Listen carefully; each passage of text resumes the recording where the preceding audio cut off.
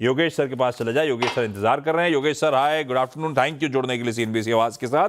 Results quarter 4 के screen पर रख देता हूं। रिजल्ट पता नहीं, आईटी में रियल एस्टेट के रिजल्ट्स वैसे भी मैं क्वार्टरली परफॉर्मेंस देखता ज्यादा हूं नहीं, आप भी जानते हो बड़ा लंपी सा होता है, रेवेन्यू रिकॉग्निशन से टाइड होता है, प्रोजेक्ट कंप्लीशन माइलस्टोन्स अचीव करने होते हैं, तो थोड़ा सा लंपी मामला होता है, तो वो छोड़ देता हूं। फिर भी योगेश सर, उसमें क्या हुआ, मार्जिन कॉन्ट्रैक्शंस तो रियल ही हैं। 340 बेसिस पॉइंट साल दर साल ऐसे देखूं तो मार्जिन कॉन्ट्रैक्ट होते हुए नजर आ रहे हैं। फिर ऐसी जहन में आया, सवाल पूछ लूं आपसे, ऐसा तो नहीं है कि कंस्ट्रक्शन मटेरियल कॉस्ट इन्फ्लेशन, आजकल हम सबके दिमाग में वही चल रहा है, इन्फ्लेशन महंगाई सब इंचअप हो रही है, या आप भी ऐसा कुछ फेस कर रहे थे क्या? ये कंस्ट्रक्शन मटेरियल इन्फ्लेशन है जो रिफ्लेक्ट कर रहा था मार्जिन के कॉन्ट्रैक्शन में? तो आशीष, सबसे पहले धन्यवाद मुझे यहाँ इनवाइट करने के लिए। और आपने सही टच किया कि रेवेन्यू का जो रिकग्निशन है वो थोड़ा लंपी हो जाता है, क्योंकि कंप्लीशन होती है, हैंडओवर होती है, तब जाके रेवेन्यू रिकग्निशन होता है। और ये जो मार्जिन आप देख रहे हैं ये भी इसी ट्रेंड का रिफ्लेक्शन है, क्योंकि आप जो मार्जिन बुक करते हैं वो भी उसी का करते हैं जिसकी आपने कंप्लीशन करके हैंडओवर करी है। इसकी वजह से क्या होता है कि जो अगर आपका जो मिक्स ऑफ प्रोजेक्ट है जिसका रेवेन्यू रिकग्निशन हो रहा है, उसका ब्लेंडेड मार्जिन रिफ्लेक्ट हो जाता है इन अ पीरियड जहां पे आपका परफॉर्मेंस मार्जिन अलग हो सकता है। सो ये रिफ्लेक्शन है हमारी पास्ट की प्रोजेक्ट जो सेल हुई होंगी बेसिस जब मार्केट डिफरेंट डायमेंशंस के थे, फ्रॉम अ डिमांड एनवायरनमेंट और प्राइसिंग एनवायरनमेंट दोनों तरफ से। तो उसका मार्जिन डिफरेंट प्रोजेक्ट्स का डिफरेंट स्टेजेस पे रहता है, और उसी का ये रिफ्लेक्शन है कि हमने जो रिकॉग्नाइज किया है मार्जिन वो परसेंटेज के टर्म्स में थोड़ा डाइल्यूशन है फ्रॉम अ प्रीवियस पीरियड जो हमने रिकॉग्नाइज किया था। अगर हम बात करें फ्रॉम अ करंट प्रोजेक्ट्स जो ऑनगोइंग है, जिसकी हम कॉस्ट कंट्रोल कर सकते हैं, या जो हमने कॉस्ट मॉनिटर करते हैं, या ऑपरेशनली हम उसको ड्राइव करते हैं, उसकी मार्जिन बड़ी हमारे इंटरनल थ्रेशोल्ड जो हम ट्रैक कर रहे हैं वो बड़ी स्टेडी जा रही है। और ये जो डिसरप्शंस आपने इंडिकेट किया, उसकी इम्पैक्ट अभी पूरी तरह से ना तो प्ले आउट हुई है, और ये कितनी टाइम तक कैसे प्ले होगी ये दोनों ही अनिश्चित हैं। तो उसकी इम्पैक्ट इस रिजल्ट्स पे तो नहीं है। तो मतलब योगेश सर, ऐसा कह दूं, स्थिति तनावपूर्ण है लेकिन काबू में है ना? अभी ऐसी कोई दिक्कत नहीं आई है। देखते हैं, नजर रहेगी वेस्ट एशिया क्राइसिस पे। पर मतलब फिर भी मतलब ऐसा हो रहा है कि कंस्ट्रक्शन मटेरियल कॉस्ट एस्केलेट होना शुरू हुई है, ऐसा देख रहा हूं मार्केट प्लेस पे? अभी ऐसी कोई नौबत आई नहीं है। तो कहीं कहीं पे सप्लाई की शॉर्टेज या सप्लाई की फ्लक्चुएशंस की सिचुएशन इमर्ज हो रही है। और अगर सप्लाई की सिचुएशन ज्यादा रहेगी तो डिमांड सप्लाई के हिसाब से अगर प्रैक्टिकली भी देखें तो प्राइस पे इम्पैक्ट आ सकता है। बट ये जो डिसरप्शन या जो सप्लाई की इम्पैक्ट है ये भी कितनी सस्टेन्ड होगी या वापस क्लियर अप हो जाएगी, ये अंदाजा लगाना मुमकिन नहीं है। एंड हेंस उसकी वजह से हम ये नहीं कह सकते कि ये कॉस्ट का इम्पैक्ट रहेगा कि नहीं, बट ये डिमांड सप्लाई की ऊपर ज्यादा डिपेंड करेगा।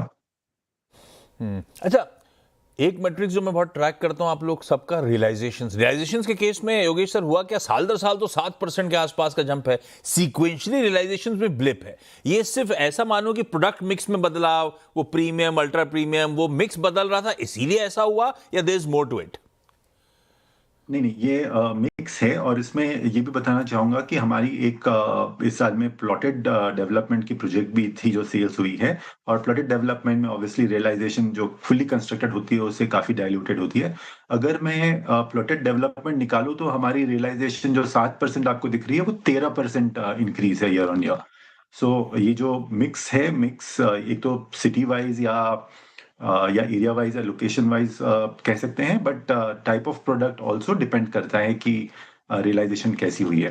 बट ओवरऑल अगर हम देखें, शायद ईयर ऑन ईयर अगर हमें इसका रियलाइजेशन इंप्रूव हो रही है लाइक टू लाइक प्रोडक्ट में, उसमें भी हमने कंसिस्टेंट प्रोग्रेस देखा है या इंक्रीमेंट देखा है।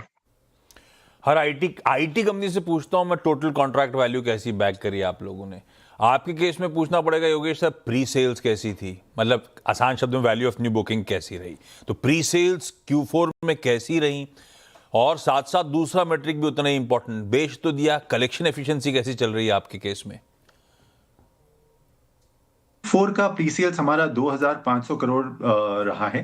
जो कि Q3 के मुकाबले अगर हम देखें तो almost 44% quarter on quarter sequentially increase है। ये डिपेंड करता है ऑब्वियसली लॉन्चेस जो नए आ रहे हैं वो कैसे पैन आउट हो रहे हैं। इस साल हमारे लॉन्चेस थोड़े से राइट शिफ्ट हो गए थे, more towards quarter four accumulate हो रहे थे, तो वो हमने डिलीवर करा है और उसकी वजह से क्वार्टर फोर की प्री सेल्स भी 2541 करोड़ पे हमने क्लोज करी।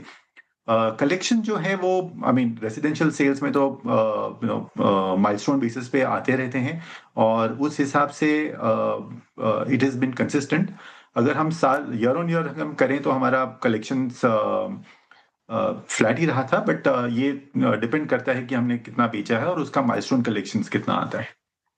मोटा मोटी कलेक्शंस में कोई डिफरेंस नहीं आया।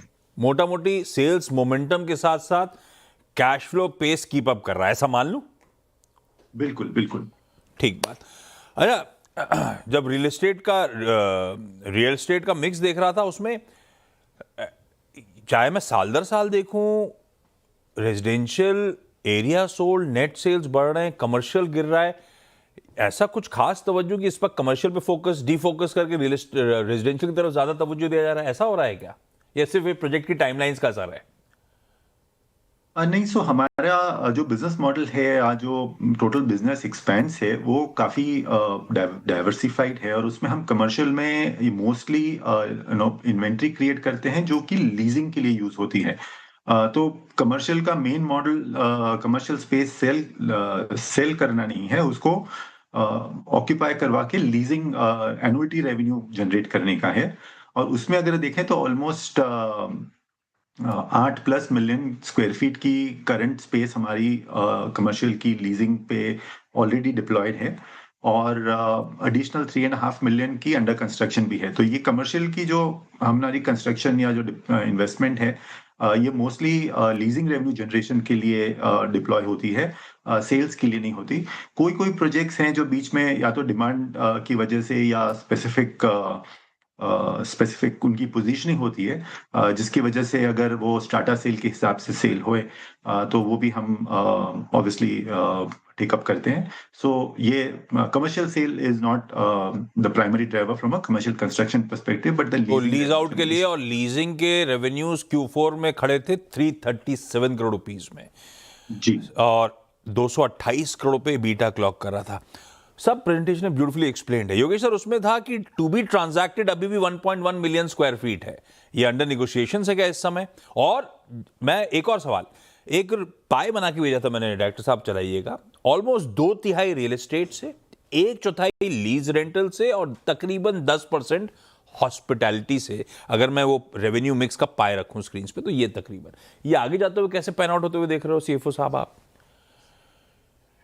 सो अगर रेवेन्यू मिक्स रेसिडेंशियल का जैसे हमने शुरुआत में ही बात करी थी, जैसे जैसे प्रोजेक्ट्स कंप्लीट होते हैं तो उनकी वजह से वो ब्लेंड चेंज होगा।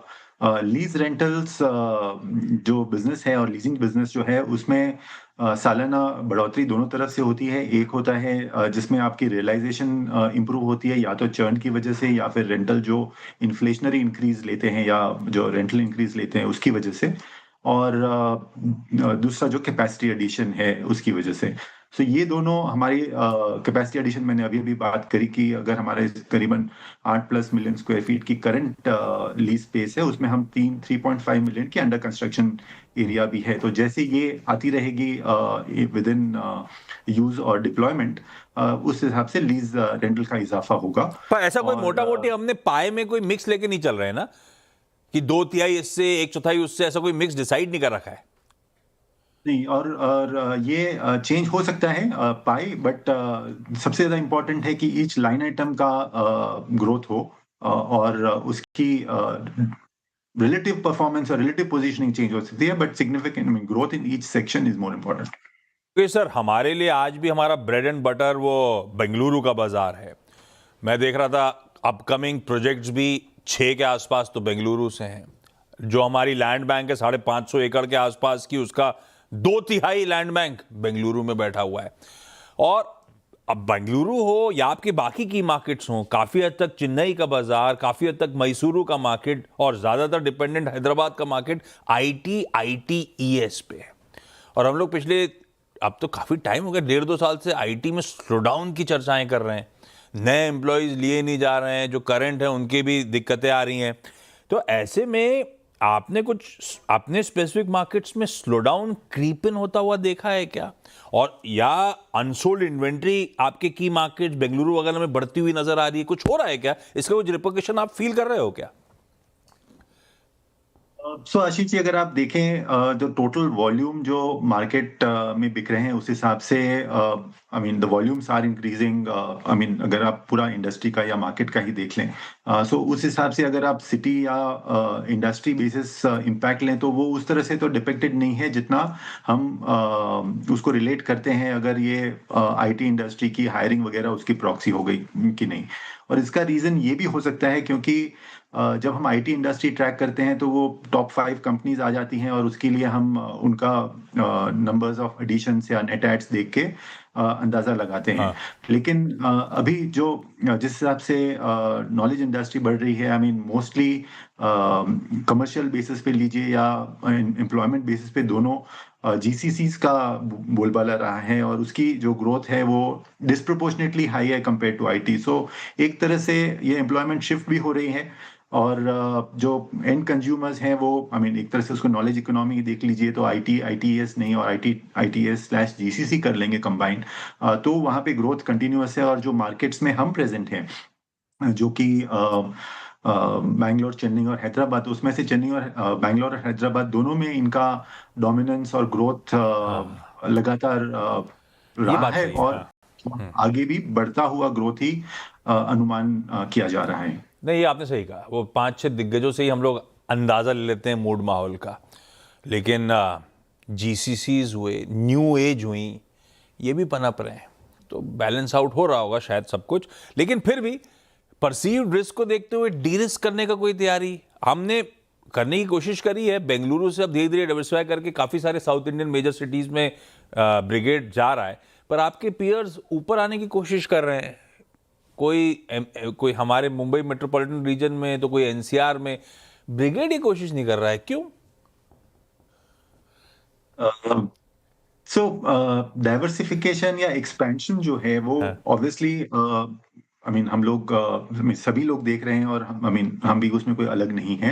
और उसी वजह से जो हम पहले सिर्फ कर्नाटका स्पेसिफिक बैंगलोर और एक दो सिटीज यहाँ पे जो हम प्रेजेंस थी वहां से हमने एक्सपेंड किया और चेन्नई में अब हमारा काफी प्रेजेंस है, हैदराबाद में हम एक्सपेंड कर रहे हैं और हैदराबाद में अभी भी कुछ नए प्रोजेक्ट्स आपने देखे हैं। चेन्नई और हैदराबाद दोनों में नए प्रोजेक्ट्स लॉन्च नेक्स्ट ईयर के लिए भी अंकित किए गए हैं।